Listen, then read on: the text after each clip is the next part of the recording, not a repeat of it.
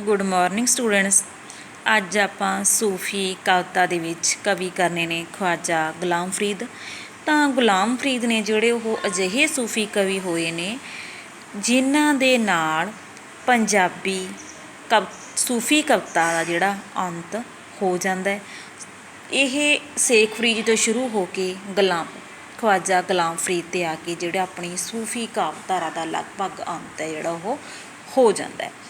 ਤਾਂ ਇਹ ਸ਼੍ਰੋਮਣੀ ਸੂਫੀ ਕਵੀ ਹਨ। ਤਾਂ ਗੁਲਾਮ ਫਰੀਦ ਨੇ ਜਿਹੜੇ ਉਹ ਅਰਬੀ, ਫਾਰਸੀ, ਉਰਦੂ, ਹਿੰਦੀ ਅਤੇ ਮਾਰਵੜੀ ਦੇ ਵਿਦਵਾਨ ਸੀ। ਤਾਂ ਪੰਜਾਬੀ ਸਾਹਿਤ ਦੇ ਵਿੱਚ, ਪੰਜਾਬੀ ਸੂਫੀ ਸਾਹਿਤ ਦੇ ਵਿੱਚ ਇਹਨਾਂ ਦੀਆਂ ਸਾਨੂੰ ਸਭ ਤੋਂ ਵੱਧ ਸੂਫੀਆਂ ਮਿਲਦੀਆਂ ਨੇ 272 ਦੇ ਕਰੀਬ। ਤਾਂ ਇਹਨਾਂ ਦੀ ਜਿਹੜੀ ਰਚਨਾ ਹੈ ਉਹ ਹੈ ਅਸਰਾਰ ਏ ਫਰੀਦੀ ਅਤੇ ਦੀਵਾਨ ਏ ਫਰੀਦੀ ਜਿਹੜੀ ਪੁਸਤਕ ਹੈ ਉਸ ਦੇ ਵਿੱਚ ਸ਼ਾਮਲ ਕੀਤੀ ਗਈ ਹੈ। ਤਾਂ ਇਹਨਾਂ ਦੀਆਂ ਕਾਫੀਆਂ ਦੀ ਭਾਸ਼ਾ ਮਲਤਾਨੀ ਹੈ। ਤਾਂ ਆਪਣੇ ਸਿਲੇਬਸ ਦੇ ਵਿੱਚ ਇਹਨਾਂ ਦੀਆਂ ਕਵਿਤਾਵਾਂ, ਕਾਫੀਆਂ ਸਾਵਣ ਬੋਂਦੜੀਆਂ ਝਰਲਾਵੇ ਅਤੇ ਸਰ ਰਾਂਝਾ ਅਲਵੇਲਾ ਕਾਫੀਆਂ ਲਈਆਂ ਗਈਆਂ ਨੇ। ਸਰ ਰਾਂਝਾ ਅਲਵੇਲਾ ਦੇ ਵਿੱਚ ਸੂਫੀਅਨ ਅੰਦਾਜ਼ ਦੇ ਵਿੱਚ ਗੁਲਾਮ ਫਰੀਦ ਨੇ ਹੀਰ ਰਾਂਝੇ ਦਾ ਮਿਲਾਪ, ਰਾਂਝੇ ਦਾ ਜੋਗੀ ਹੋ ਜਾਣਾ ਅਤੇ ਆਪਣੇ ਆਪ ਨੂੰ ਉਸ ਦੀ ਜੁਗਿਆਣੀ ਦੱਸਿਆ। ਅਤੇ ਰਾਂਝਾ ਨਾਂ ਉਸ ਲਈ ਰੱਬ ਦਾ ਰੂਪ ਹੈ। ਉਹ ਦੁਨੀਆਦਾਰੀ ਛੱਡ ਕੇ ਅੱਲਾ ਦੀ ਬੰਦਗੀ ਵੱਲ ਪ੍ਰੇਰਿਤ ਕਰਦੇ ਨੇ। ਤਾਂ ਇਹਨਾਂ ਕਾਫੀਆਂ ਦੇ ਵਿੱਚ ਹੀਰ ਰਾਂਝਾ ਦੇ ਪਿਆਰ ਨੂੰ ਦਰਸਾ ਕੇ ਰੱਬ ਦੀ ਸੱਚੀ ਪ੍ਰੀਤ ਵੱਲ ਸੰਕੇਤ ਕੀਤਾ ਹੈ। ਤਾਂ ਸਾਵਣ ਬੋਂਦੜੀਆਂ ਝਰਲਾਵੇ ਕਾਫੀ ਦੇ ਵਿੱਚ ਸਾਵਣ ਰੁੱਤ ਦੀ ਸੁੰਦਰਤਾ ਕਿਵੇਂ ਮਨ ਨੂੰ ਮੋਹ ਲੈਂਦੀ ਹੈ, ਉਹ ਪ੍ਰਕਿਰਤਿਕ ਨਜ਼ਾਰੇ ਅਤੇ ਉਸ ਪ੍ਰਕਿਰਤਿਕ ਨਜ਼ਾਰੇ ਦੇ ਵਿੱਚ ਕਿਵੇਂ ਵਰਿਹਾ ਵਿੱਚ ਤੜਫ ਰਹੀ ਦੁਖਿਆਰੀ ਨੂੰ ਇਹ ਪ੍ਰਕਿਰਤਿਕ ਨਜ਼ਾਰਾ ਜਿਹੜਾ ਉਹ ਹੋਰ ਤੜਫਾ ਰਿਹਾ ਹੈ ਅਤੇ ਇਸ ਦਾ ਵਰਣਨ ਕੀਤਾ ਹੈ। ਸਾਵਣ ਬੂੰਦੜੀਆਂ ਝਰਲਾਵੇ, ਸਾਵਣ ਬੂੰਦੜੀਆਂ ਝਰਲਾਵੇ, ਕੂਕ ਕੋਕ ਪਪੀੜੇ ਪਵੀਹਾ, ਫੂਕ ਫੂਕ ਤਨ ਅੱਗ ਲਾਵੇ, ਕੋਇਲ ਕੂੰਜ ਮਰਵਾ ਬੈਠੇ, ਦਿਲ ਦੁਖਿਆਰੀ ਨੂੰ ਦੁਖੜਾਵੇ। ਤਾਂ ਇਸ ਕਾਫੀ ਦੇ ਵਿੱਚ ਕਵੀ ਨੇ ਬਰਸਾਤ ਰੁੱਤ ਦੇ ਸੋਹਣੇ ਵਾਤਾਵਰਨ ਦੇ ਪ੍ਰਭਾਵ ਕਾਰਨ ਇੱਕ ਪ੍ਰੇਮਿਕਾ ਦਾ ਉਸ ਦੇ ਪ੍ਰੀਤਮ ਤੋਂ ਵਿਛੋੜੇ ਦੇ ਦੁੱਖ ਅਤੇ ਉਸ ਦੇ ਮਿਲਾਪ ਦੀ ਤੜਫ ਨੂੰ ਪੇਸ਼ ਕੀਤਾ ਹੈ ਕਿ ਸਾਵਣ ਦਾ ਮੀਂਹ ਹੈ ਜਿਹੜਾ ਉਹ ਕਣੀਆਂ ਬਰਸਾ ਰਿਹਾ ਹੈ ਅਤੇ ਇਸ ਰੁੱਤ ਦੇ ਵਿੱਚ ਪਾਪੀ ਪਪੀਹਾ ਭਾਵ ਕਿ ਜਿਹੜਾ ਪਪੀਹਾ ਹੈ ਉਹ ਵਰਖਾ ਵੇਲੇ ਬੋਲਦਾ ਹੈ। ਕਹਿੰਦੇ ਕਿਵੇਂ ਫੂਕਾਂ ਮਾਰ ਮਾਰ ਕੇ ਉਸਦੇ ਤਨ ਨੂੰ ਤੜਫਾ ਰਿਹਾ ਹੈ, ਉਸਦੇ ਵਿਛੋੜੇ ਦੀ ਅੱਗ ਨੂੰ ਹੋਰ ਡਾਢੀ ਕਰ ਰਿਹਾ ਹੈ। ਆਲੇ ਦੁਆਲੇ ਇਸ ਰੁੱਤ ਦੇ ਵਿੱਚ ਕਹਿੰਦੇ ਕਿਵੇਂ ਕੂੰਜਾਂ ਅਤੇ ਕੋਇਲਾਂ ਬੋਲ ਰਹੀਆਂ ਹਨ। ਨੈਣ ਅਤੇ ਚੈਣ ਝਗੜਤ ਝਗੜਤ ਤੜਫਤ ਤੜਫਤ ਰਹਿਣ ਵਿਹਾਵੇ। ਤਾਂ ਕਹਿੰਦੇ ਮੋਰ ਪਹਿਲਾਂ ਪਾ ਰਹੇ ਹਨ ਪਰ ਉਸ ਦਾ ਦਿਲ ਹੈ ਜਿਹੜਾ ਉਹ ਤੜਫ ਰਿਹਾ ਹੈ। ਉਸ ਦਾ ਮੇਰੇ ਨੈਣਾਂ ਦਾ ਤਾਂ ਜਿਵੇਂ ਚੈਣ ਦੇ ਨਾਲ ਲਗਾਤਾਰ ਝਗੜਾ ਹੈ ਜਿਹੜਾ ਉਸਦਾ ਹੋ ਰਿਹਾ ਹੈ। ਤਾਂ ਉਹ ਸਾਰੀ ਰਾਤ ਤੜਫ ਤੜਫ ਕੇ ਬਿਤਾ ਰਹੀ ਹੈ। ਛਤੀਆਂ ਧੜਕਤ ਜੀੜਾ ਲਰਜ ਤੁਝ ਵਿਨਕਾਰੀ ਘਟਨ ਡਰਾਵੇ, ਰੂਮ ਝੂਮ ਰੁੱਤ ਵਰਖਾ ਸੋਹੇ, ਅੰਗ ਢੰਗ ਰਸ ਰਾਂਦ ਰਚਾਵੇ।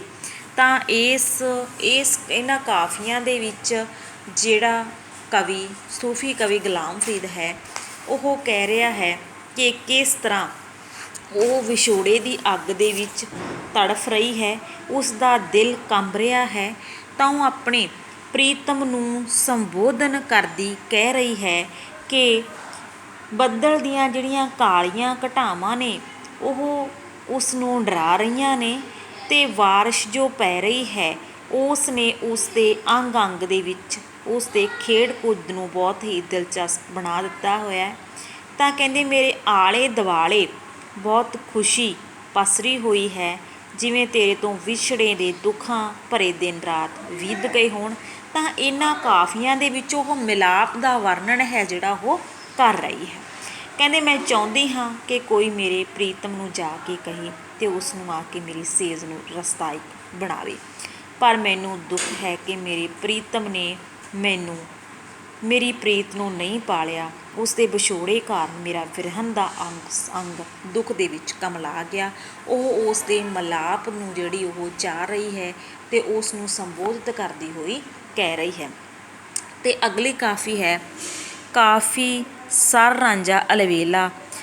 ਕਾਫੀ ਸਰ ਰਾਂਝਾ ਅਲਵੇਲਾ ਜੋਗੀ ਜਾਦੂਗਰ ਵੇ, ਰਾਵਲ ਵੰਸੀ ਜੋੜ ਸੁਨਾਈ, ਵਿਸਰ ਗਿਉ ਘਰ ਘਰ ਵੇ, ਜਾਰ ਰੰਝੇਟੇ ਮੁਰਲੀ ਵਾਹੀ, ਕਰ ਪੇਚ ਹੁਨਰ ਵੇ। ਤਾਂ ਇਸ ਕਾਫੀ ਦੇ ਵਿੱਚ ਕਵੀ ਨੇ ਹੀਰ ਰਾਂਝੇ ਦਾ ਜਿਹੜਾ ਪ੍ਰਤੀਕ ਲੈ ਕੇ ਉਸ 'ਤੇ ਹੀਰ ਰਾਂਝੇ ਦੇ ਲਈ ਪ੍ਰੇਮ ਅਤੇ ਉਸਦੇ ਮਲਾਪ ਦੀ ਤੜਫ ਨੂੰ ਜਿਹੜਾ ਬਿਆਨ ਹੈ ਉਹ ਕੀਤਾ ਹੈ।